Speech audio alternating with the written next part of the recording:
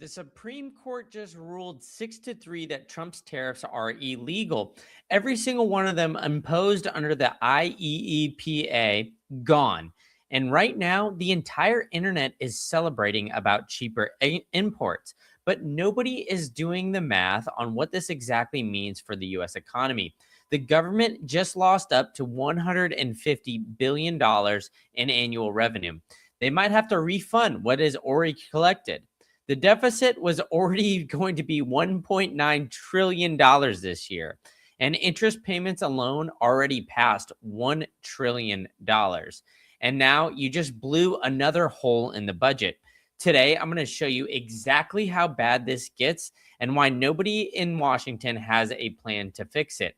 Let's start with the plan, the Supreme Court, what they actually ruled today, and the overall effect on the market, because most of this coverage is focusing on trade, and that's not the story. The court ruled 6-3 that the International Emergency Economic Powers Act, or IEEPA, does not give the president authority to impose tariffs.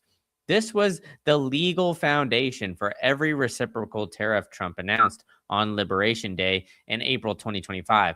Tariffs on China, Europe, and nearly every other trading partner, all struck down. Now, the implications are significant. The businesses will see lower import costs, which is good. Those supply chains will see a relief. But what else is going to happen from this? And I think everybody is not talking about the actual positives that the tariffs did have, because that was the big story and the reason why Trump wanted to do this, right? Because the trades are just the surface. The fiscal story underneath is where the real damage is, because here's the math that nobody on financial television is walking you through right now. The tariffs that were just struck down generated substantial revenue for the United States. Yes, I said substantial, because the overall tax revenue keeps increasing since the year 2000, yet the government still spends so much money that that increase does not equate to the amount that the federal government keeps on spending. So they need to find other ways to get in revenue, right? So the money that was already being spent, it was factored into the budget for the projections, and it was estimated to be around $100 to $150 billion for this year. And now it's gone overnight by court order. And it gets worse. The second question is that the court fully didn't resolve. Does the government have to refund these tariffs? And that's what everybody's asking here, is that with this government shutdown and strike, not shutdown, excuse me, with this government strike down of these tariffs, is the government going to need to repay these tariffs to other governments around the world? And when you're already $38.5 trillion in debt as it stands right now, will the US government actually have the money to repay these other governments? And will that make it lose more faith in the dollar, or these other governments lose more faith in the dollar? That's what you got to start asking, right? Because the second question of the potentially $150 in revenue, well, this is going to be tough, right? Because the poly markets are already pricing in a high probability that these refunds will be required. So let's add this up. The deficit was already $1.9 trillion. The CBO called it unsustainable. Interest payments on national debt already exceeded $1 trillion per year. And that's more than the entire military budget. So you just removed 100 to 150 billion in annual revenue. So you potentially have to refund another 150 billion that was already collected and spent. So Matthew Ryan, head of strategy at eBury, said immediately after the ruling that markets fret that the massive tariff refunds could create significant U.S. budget shortfall, a higher deficit, and an increase in debt issuance. The New York Times even said that this is a polite way of saying that the government is going to have to borrow a lot of money. And when the government borrows more and more money, either the interest rates go up, which crushes housing, crushes consumers, crushes businesses, which is what we've already seen, or the Fed steps in and buys the debt, which is money printing, which is more debasement. There really is no third option here. So this ruling, although people are ecstatic from it, it actually will potentially cause more inflation on the other side of things because the market understood this immediately. Look what happened an hour after the ruling. The dollar sold off, not rallied. Sold off. If this ruling was purely good news for the economy, cheaper imports and less trade friction, the dollar should have strengthened, right? But it didn't because the bond market and the currency markets are smarter than the stock market. They priced in the fiscal damage instantly. So if we look at the Dixie here, you see this evidently right after this, right? I mean, look at this big drop off. Sure, it doesn't seem like a whole hell of a lot, but when you look at big drop offs like this in the Dixie, it is more significant. Oops, I'm not showing the Dixie chart to you. When you see these big drop offs like this, it is more significant than, if you were to just look at, a stock market, right? 0.06 or 0.05% of a drop isn't as drastic from the S&P 500 standpoint as it is for the Dixie. Because if this was a positive ruling, we would see the Dixie going in a positive route, right? We would see it going up. But the reality is the Supreme Court ruling is actually a negative for the dollar because this is happening against the backdrop that was already terrible for the dollar. The Dixie and the dollar index has been a 4-year low in January, which was lower than the 97. We just saw that, right? Bank of America's February survey shows bearish dollars positioning at the highest level since 2012. And this is one of the major banks. China told its banks to reduce its U.S. Treasury holdings last week. David Einhorn, one of the most successful hedge fund managers alive, went on CNBC and said that gold is replacing treasuries as the global reserve asset. Central banks breached 5,000 tons of gold reserves. The dollar's share of global reserves has fallen from 71% to 56%. So let's just face it, folks. The reality of this entire situation is a lot of people are losing faith in the dollar based on this ruling and based on the tariffs now not being able to be put in place. It essentially says that no matter what Trump tries to do, if the other side doesn't like it, or the other parties that be, they're going to meddle in with all of this, right? The president isn't exactly allowed to do whatever he wants to help the fiscal situation. And this is what this is evidence of. For better or for worse, whether you agree with the tariffs or not, it is a little bit alarming that the Supreme Court is able to step in and lock and block Trump's plan because now the administration says that they're going to have other options, right? Trump has come out and called this ruling a disgrace, right? He's denounced this because it's essentially limited his ability to do his job for better or for worse, like I said, right? And now the other legal authorities and the other options are Section 301, Section 201, and Section 232. These are allowed for targeted tariffs on specific industries or countries, right? So here's the critical difference. These are alternative paths that are narrower. You can't do blanket tariffs on everything from everywhere. They're slower, which require investigations, public comment periods, and months of process, and they'll have to be smaller. The targeted tariffs on specific goods generate a fraction of the revenue.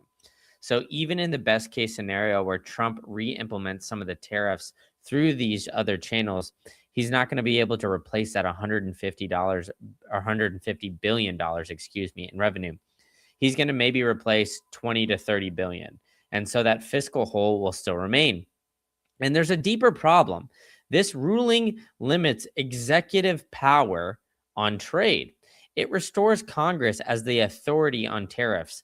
And have you watched Congress try to agree on anything lately? Because the odds of Congress passing comprehensive tariff legislation are essentially zero. I mean, that's how the government is just going to remain in order. They're going to essentially argue back and forth, so they just sit on their hands and do anything. So that revenue is now going to be gone. The backup plan are smaller and slower. Congress won't act, and the deficit will keep growing every single day. Now, I'm going to keep diving into what this means, but make sure you guys are hitting that like button and subscribe to this channel for me. Now, when we keep diving in to the phase and what comes next, I'm calling this the cascade of sorts because the Supreme Court striking this down, and this all dating back to this ruling that we're seeing right here from October 2025. And I went through this whole thing so you guys didn't have to. But the phases of what will happen next is the deficit will blow out further. Without the tariff revenue and with potential refunds now on the table, the deficit could push past $2 trillion. Look, it's simple math. The estimated deficit is supposed to grow to $1.9 trillion right now. And if we have to pay back those $150 billion worth of tariff revenue, there's over $2 trillion right there. It's really not that hard to see and comprehend. And that's unfortunate because that will force more treasury issuance, which means more government bonds will start to flood into the market. And what else could happen, right? This phase two will yields will spike or the Fed intervenes. Because when you flood the market with bonds, someone has to buy them. And if the private markets aren't buying them and foreign buyers are already stepping back, well, these yields will then rise. And rising yields crush the housing market. They crush corporate buying. They crush consumer credit. The alternative is the Fed steps in as a buyer of last resort. And that's quantitative easing. That's more money printing. The third phase is debasement trade accelerates, and gold is already up 5,300. We see Matthew VanEck, friend of the program, coming in and saying like Bitcoin could be an option. We're already starting to see it, right? Gold is up to 5,300. Bitcoin is reacting in positive round, and it pumped to 67 or 67,000. And more money printing means the debasement will accelerate. And this is not me, a talking head on YouTube saying all this. These are, money managers that are coming out and saying, hey, if this happens, if this scenario comes through, we're going to have to basically print our way out. And that means the debasement, the faith in the dollar, we're going to just keep going and running on that hamster wheel. And so that's essentially what we're starting to see is, people are asking themselves, how will the stock market, how will all these things, react to the, this tariff getting struck down? And I think, Bitcoin is the most liquid asset on the planet. So it's very forward looking for the market. So we already saw that pump. I'm not going to go dive into the ins and outs of Bitcoin here, but it's the same pattern that we've seen before. A government can't fund itself, so it will borrow more money. The Fed will enable it, and then the dollar will weaken and hard assets will rise. The only difference is the scale. The deficit is bigger than it was in 2020. The global distrust in the dollar is deeper right now as well, and China is actively building alternatives. The last and final phase of this whole thing is that this can cause a lot of political chaos. This ruling is a massive political setback for Trump, whichever way you rule it, right? Having the Supreme Court step in and essentially shut down something that Donald Trump is doing, I think is not necessarily good. It sets a tough precedent for all presidents going forward because it's essentially saying that, his signature economic policy was just declared illegal by 6 justices, including some of them that he appointed. So the response could be escalatory, which means executive orders, threats to courts, emergency declarations through other channels, more uncertainty, which means more volatility, which means more reasons for capital to flee to safety, which means capital will flee outside of the United States, which is not a positive. We want as much capital to come to the United States through the stock market, through bond market, through US treasuries, through all these things, which we've been seeing capital essentially flee the US pretty rapidly here and flee into hard assets. This is why we've seen the gold and silver markets absolutely take off.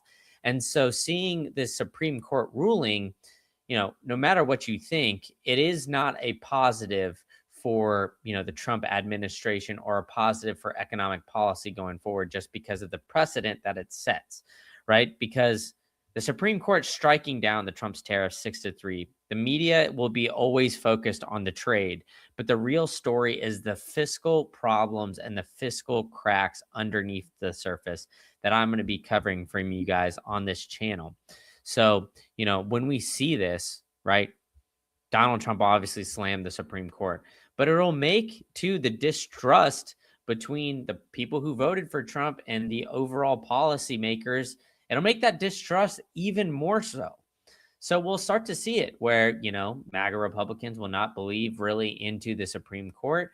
And then, it just kind of justifies the Democratic policies on the other side of things as well, where people think, oh, these tariffs were unjust and everything else. But the reality is that no matter which side of the aisle you're on, you go to this US debt clock, you watch how much this is ticking up. We're at $3.7 trillion right now. It's going to make you nauseous watching this. And so we had this tariff revenue as a, let's say as a positive to potentially crack down on this. And, before we had the Doge clock, we had other things on this usdebtclock.org in order to help understand and visualize what the president was doing in order to try to combat that debt. But the reality is if we are unable to sustain and pay this debt because we have high interest rates, and now we don't have another source of income coming in order to help, obtain some of that, that's where we're going to start to see this money printer go burr and that US debt spiral out of control. And then the math leads to one place, right? More borrowing, more printing, more debasement. The dollar sold off today and will continue to sell off today, in my opinion, because of what we just saw, right? So gold already knows this. Bitcoin already knows this. And the question isn't whether this leads to more money printing. The question is like, how much more money printing are we going to start to see through this? So, I think, especially come President Trump's, new appointed Fed chair, Kevin Warsh. I mean, right now, it looks like Jerome Powell and his buddies over there at the Fed are not going to cut interest rates here in the next couple of months. But let's just face it. Powell is out of office here in the next couple of months in May. So if, Powell's last swan song, he doesn't cut interest rates, it's going to be a really interesting decision to see and watch what Kevin Warsh does in the next meeting following when he gets inducted, if that actually happens, right? Because this is obviously Trump's nomination and everybody's got to elect, Kevin Warsh outside of the president, but he is the one that's going to be nominating the next Fed chair. So the next Fed chair has been extremely, hawkish and wanting to cut and fight inflation. Now, this doesn't help the fact that inflation is still running hot, right? Because the tariffs, for better or for worse, were actually helping pay down the debt. Now, this might lower, some of those import costs for businesses, but, I don't think and I don't truly believe that this is going to cut inflation down. A lot of people were pointing the finger on inflationary pressures from the tariffs, but the reality is those weren't very significant. So I'm going to be following all of this very closely. So make sure you guys are subscribed to the channel, hit the like button, let me know in the comments what you guys think, and I'll catch you guys all at the next one.